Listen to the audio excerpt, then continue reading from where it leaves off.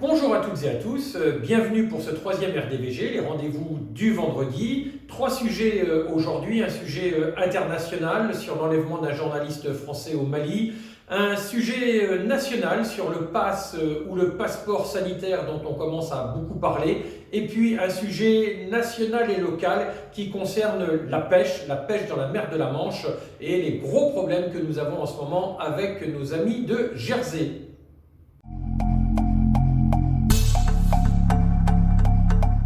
Je voudrais tout d'abord commencer par cet enlèvement d'un journaliste français au Mali. On en a pris connaissance ce mercredi par les autorités françaises, mais en réalité cet enlèvement date déjà d'il y a quelques semaines, du 8 avril.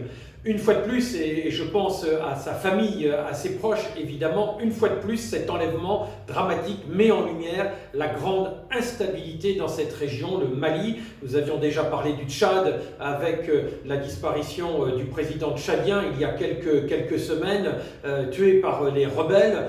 Nous sommes aujourd'hui bien confrontés à ces islamistes qui veulent déstabiliser non seulement cette partie du monde, mais évidemment le reste, et importer ces troubles, ces difficultés, ces terrorismes jusque dans notre territoire. Alors évidemment, ça repose peut-être les conditions du départ de certains de nos militaires. Il avait été envisagé de diminuer le dispositif français dans le cadre de l'opération Barkhane d'ici à la fin de l'année. Je crois qu'il ne peut pas en être question. En tout cas, cela rebat les cartes, et au-delà de la libération que nous attendons de ce journaliste, la question de notre présence au Sahel, au Mali, reste bel et bien posée.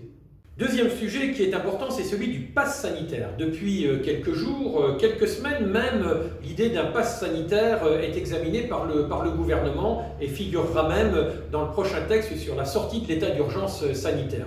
Pourquoi pas ? Je fais partie de ceux qui n'évacuent pas la question du pass sanitaire si cela peut permettre de ressortir, de participer à la vie nouvelle de l'après-Covid. Mais ce passeport ne peut être envisageable que s'il ne concerne que certaines activités, évidemment pas les activités essentielles, et s'il n'est pas établi maintenant, alors qu'une partie de nos concitoyens ne sont toujours pas vaccinés. Quand on aura eu le temps de vacciner toutes celles et tous ceux qui veulent être vaccinés, alors la question pourra se reposer. Et dans tous les cas, il est hors de question d'accepter que des activités dites essentielles, comme aller se nourrir, se déplacer, soient soumises à ce pass vert, à ce pass sécurité. Il y a donc des conditions strictes à respecter, et aujourd'hui, je ne peux pas donner un blanc-seing au gouvernement et donner mon accord sans autre contrôle. Le dernier sujet est un sujet Grand Ouest, normand, breton, français, international.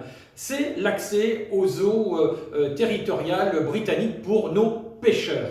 On a aujourd'hui une escalade, un refus des Britanniques de laisser les eaux accessibles aux bateaux français, et en particulier dans les îles anglo-normandes, et en particulier à Jersey. Ce jeudi, 2 bâtiments de guerre français ont croisé au large de nos côtes.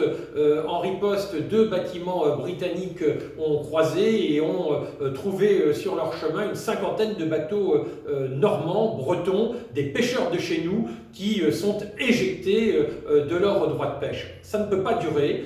J'invite évidemment à la raison, mais j'invite le gouvernement français à la plus grande fermeté. J'invite l'Europe, et j'y veillerai aussi, à ce que les accords de Brexit soient respectés, et que l'Europe se fasse entendre, et que la France, si besoin, fasse œuvre de mesures de rétorsion. Ce n'est jamais bon de le faire ainsi, mais il faut se faire entendre, se faire respecter, et que nos pêcheurs puissent continuer à travailler. Ici s'achève notre nouvelle série des RDVG. Merci d'avoir été attentif jusqu'au bout, et je vous donne rendez-vous à la semaine prochaine. En attendant, bonne fête patriotique du 8 mai, bon week-end et bonne semaine.